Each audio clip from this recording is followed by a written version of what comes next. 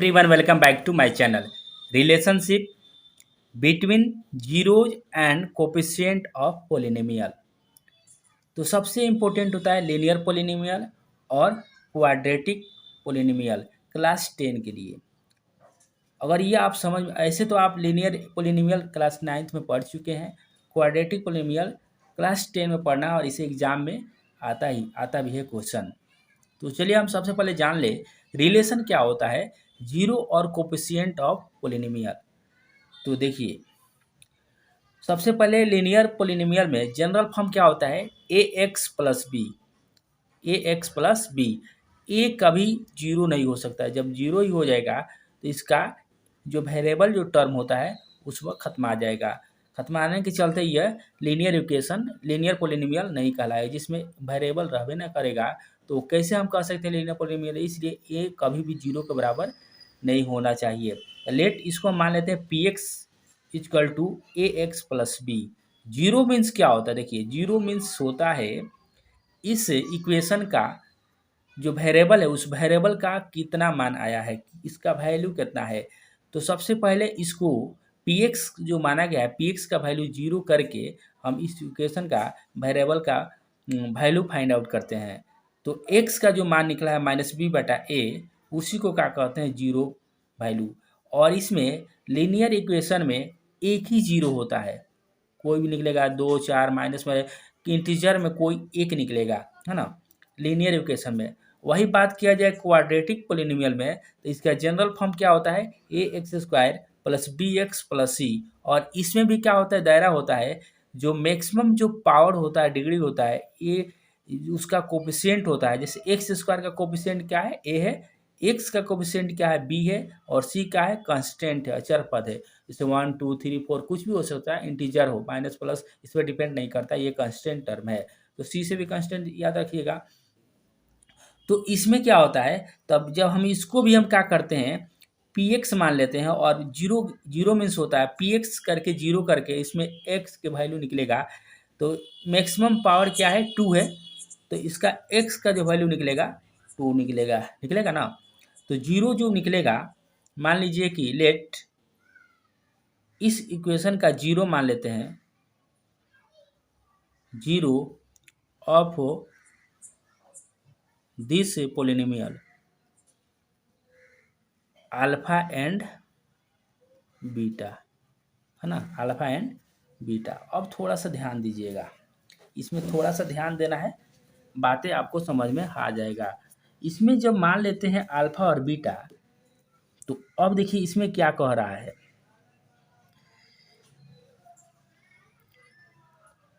तो लिखेंगे देन, तब हम क्या जानते हैं देन, तब हम जानते हैं यू नो डैट हम जानते हैं x minus alpha x minus beta, ध्यान दीजिएगा थोड़ा सा, are factor of p x. therefore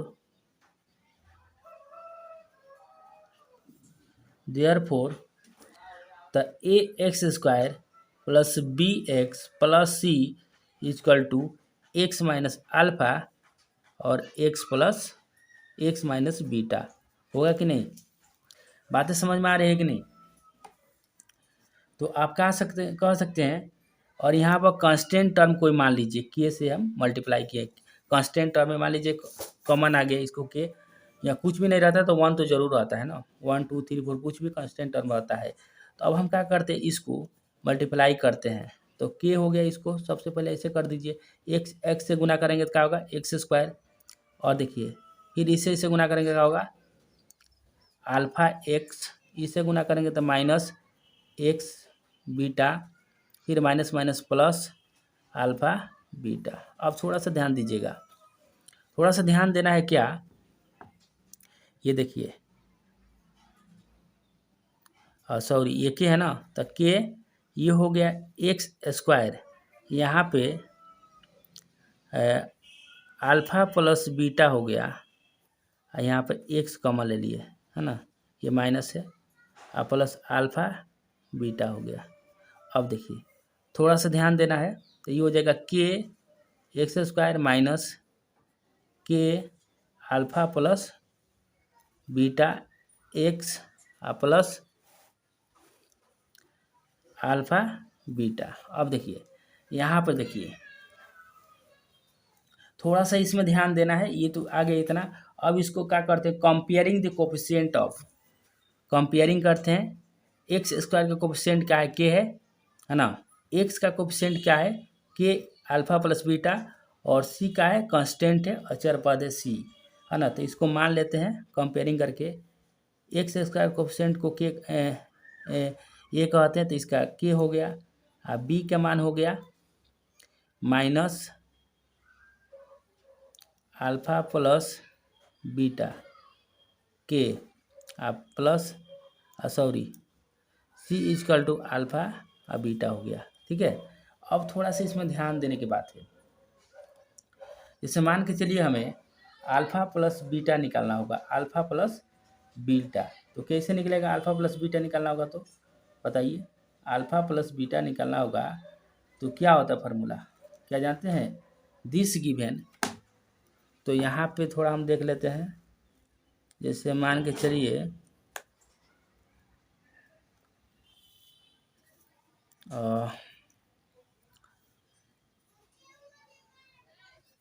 इधर देख लीजिए, यहाँ पे इतना पर थोड़ा सा ध्यान दीजिएगा, यहाँ पे बना देते हैं, आपको भी समझ में आ जाएगा 100%। देखिए जैसे अल्फ़ा प्लस बीटा निकालना होगा तो क्या देगा, गिवन करके माइनस बी बटा ए देगा कि नहीं, बोलिए देगा ना। अल्फ़ा इंटू बीटा निकालना होगा तो क्या देगा, सी बटा ए देगा कि नहीं, बोलिए देगा ना। ये कैसे आया, इससे आंसर आया है।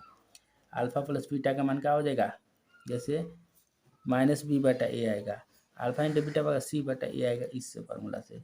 तो आप इसको relation between zero and coefficient of polynomial में आप अल्फ़ा प्लस बीटा और माइनस बी बटा ए, अल्फ़ा इंटू बीटा और सी बटा ए, ये क्वाड्रेटिक के लिए है। आइए लीनियर के लिए क्या हो जाएगा, माइनस बी बटा ए, केवल सिर्फ एक ही होगा, अल्फ़ा ही मान होगा, माइनस बी बटा ए। बातें समझ में आ रही है कि नहीं। इस तरह से आपको समझ में आ रहा है तो मेरे वीडियो को लाइक जरूर करें एंड शेयर जरूर करें। जय हिंद, जय भारत, वंदे मातरम।